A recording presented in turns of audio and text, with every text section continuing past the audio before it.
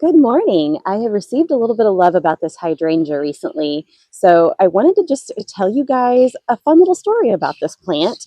It's not looking near as inspiring right now. The blooms are all just about spent. I've actually went ahead and snipped off a bunch of them just a couple days ago, but it looks like I have several more that I need to do. But this hydrangea was actually my grandma's. So I bought this house in 2017, and that same year, just a couple of weeks before I closed on this house, a tornado hit their house. It was an EF4, so it was a total loss. The house had to be torn down. And at their age, they decided they didn't want to rebuild. They decided they were just going to demo the house and sell the lot and then buy a different home because they were just too old to deal with the construction process. They didn't want to have to go through all of that stress.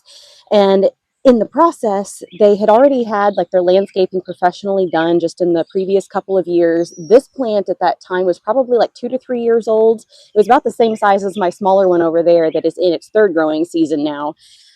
But since I was just buying and moving into this house, Grandma wanted me to take everything that I could from the landscaping before the house was demoed. And so this plant was one of the things that I was able to dig up and transplant here. So it is now probably about a decade old.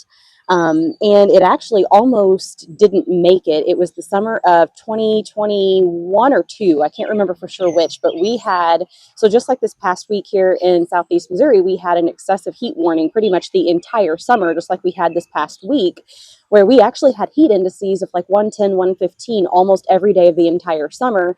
There was only about a 2 week period, like one early in July and one in August, where the temperatures calmed down to normal. But the rest of the summer was just a disaster. And then that following winter, we had 2 or 3 ice storms and hard freezes. So that following spring, this thing struggled to come back out of it. So a hydrangea, if you're not a gardener familiar with them, you don't cut off these branches because the next season, the new growth will bud back out of these same branches. So you leave them in place. But that year, everything completely died off and they were just sticks. They were dead sticks, and it ended up coming back from the roots instead, which does not happen with hydrangeas. That's just not the way that they typically work. But fortunately, it didn't die. It did come back. It shot out new growth from the roots. I didn't get any blooms that entire season because it was like it was brand new again. But as you can see, it has come back with a vengeance since then. So this is Grandma's hydrangea bush, and I'm going to keep it alive as long as it's going to let me. But yes, every year it gets bigger and puts out more and more blooms. I have been struggling with it this year because normally it has a good variety of blue, purple, and pink blooms. But the soil is just, I don't know if it's from all of the rain we've had this year or what is going on, but it is very, very blue this year. And I have been dousing it and dousing it and dousing it with garden lime, trying to get it pink. And I've snipped off most of the blooms. There's a couple over there that are kind of like a pale purpley pink.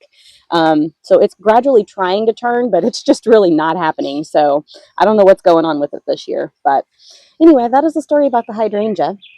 And it is time now for me to go meet Michael, and we're going to go to get coffee and maybe the farmer's market. It's starting to rain now. So I'm going to say goodbye and get my camera indoors.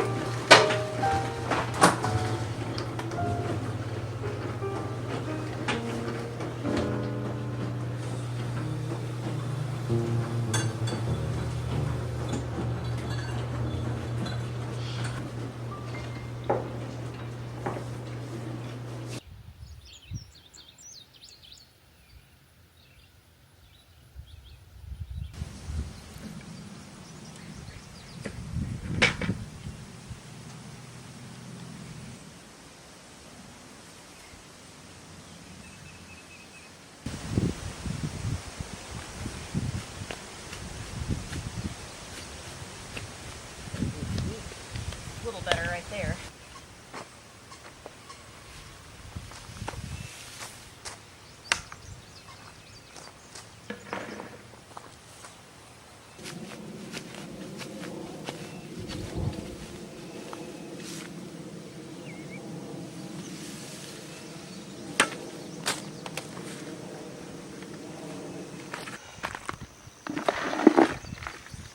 There you got one.